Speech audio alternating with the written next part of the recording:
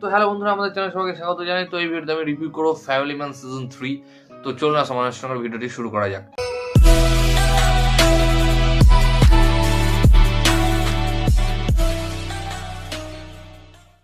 তো প্রথমে আসি ফ্যামিলি ম্যান সিজন 1, দুর্দান্ত একটা সিরিজ ছিল।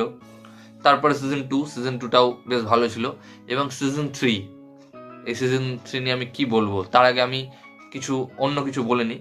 তো সিজন 1, সিজন 2 এবং সিজন 3 এই তিনটে হচ্ছে ইন্ডিভিজুয়াল স্টোরি।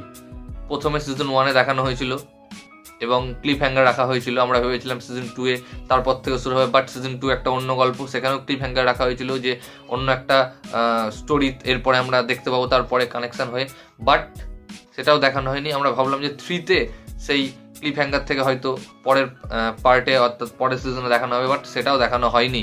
অর্থাৎ এই তিনটে পার্টই হলো একটা নতুন স্টোরি নিয়ে করা। প্রথম পার্টটাও দারুণ ছিল, দ্বিতীয় পার্টটাও ঠিকঠাক ছিল, বাট তৃতীয় পার্ট সত্যি বলছি খুব ডিসঅ্যাপয়েন্ট হয়েছি।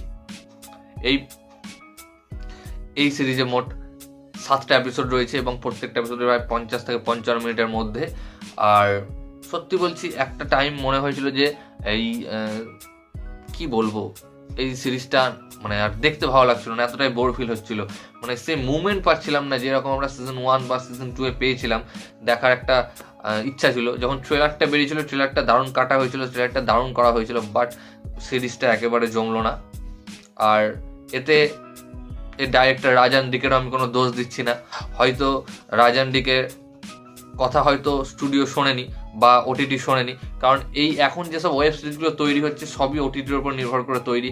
ওটিটির যে মালিক রয়েছে তারা যা বলবে সেইভাবেই সিনেমাটি বা সিরিজটি তৈরি করতে হয়। তো হয়তো হতে পারে এইটা কোনো কারণ, এবং আমরা এখানে কিছু ফার্জি যে ওয়েবসাইটটা ছিল তার সঙ্গে লিঙ্ক দেখতে পেয়েছি।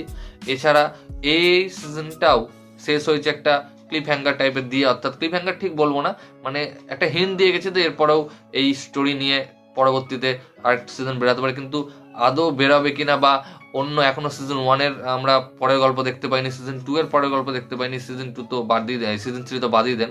যাই হোক, তো এই সিজনটা একেবারে আমার পোষালো না। যদি অ্যাক্টিংয়ে আসি, অ্যাজ ইউজুয়ালি রাজান ডিকে যেরকম ডাইরেকশন ঠিক করেছে, সিনেমাটোগ্রাফি তাদের দারুণ, সিনেমাটোগ্রাফি নিয়ে কিছু বলবো না। আর যদি অ্যাক্টিংয়ে আসি, acting Manoj Bajpayee as usually very good, Priyamani ঠিকঠাক, আর সব বাকি সব যে অ্যাক্টরগুলো রয়েছে তারাও ঠিকঠাক অ্যাক্টিং করেছে। বাট অ্যাক্টিং তো সব নয়, স্টোরি লাইন প্লাস যে এক্সিকিউশন সেগুলো তো একটা মানে ব্যাপার থাকে, সেগুলো একেবারে জমলো না এই সিজনে। জানি না আপনাদের কেমন লেগেছে। আমার কিন্তু সত্যি কথা বলছি, একেবারে অরিজিনাল রিভিউ দিচ্ছি যে আমার ভাই পোষায়নি সিরিজটি দেখে। তো আমি এবং ইউটিউবে আমি দেখলাম যে আমার হয়তো একটু দেখতে দেরি হলো, একদিন দেখতে দেরি হলো। প্রায় 6-7 ঘন্টা সিরিজ দেখতে তো দেরি হবেই যদি আমরা পুরো দেখতে চাই। যদি কেটে কেটে অনেকে আছে কেটে কেটে দেখে রিভিউ করে দেয়, সেটা আলাদা ব্যাপার, কিন্তু আমি পুরো দেখে রিভিউ করেছি, ওই জন্য একটু দেরি হয়ে গেল। আর আমি কিছু দেখলাম যে সিরিজটি রিলিজ হয়েছিল 21শে নভেম্বর, হ্যাঁ, বাট আমি 21শে নভেম্বর রাত্রি 11টা-12টার সময় দেখলাম কিছু ইউটিউবার ভিডিও পোস্ট করেছে এবং রিভিউ করেছে। আমি জানি না কি করে তারা করলো বা কি করে দেখলো তারা, হয়তো তাদের কোনো স্পেশাল স্ক্রিনিং দেওয়া হয়েছিল বা কিছু, বা স্পেশাল কোনো তারা কিছু পেয়েছিল যার তারা আগে থেকে দেখতে পেয়েছে। জানি না এটা কি করে সম্ভব, অথবা ফেক রিভিউ তারা করতে পারে। আমি কোনো দোষ দিচ্ছি না তাদেরকে, আমি জাস্ট একটা ফ্যাক্ট আপনাদের জানালাম, কি জানি কি ব্যাপার। যদিও তারা বেশ বড় রিভিউয়ার, জানি না কি করে তারা দেখেছে। তো যাই হোক, তো এই ভিডিওটা এতটুকুই গাইস। ভিডিওটি ভালো লাগলো অবশ্যই ভিডিওকে লাইক, কমেন্ট, শেয়ার, আমার চ্যানেলটিকে সাবস্ক্রাইব করুন এবং আমাকে ইনস্টাগ্রামে ফলো করতে পারেন, লিঙ্ক আমি ডিসক্রিপশনে দিয়ে দেবো। ভিডিওটি দেখার জন্য থ্যাংক ইউ, ধন্যবাদ।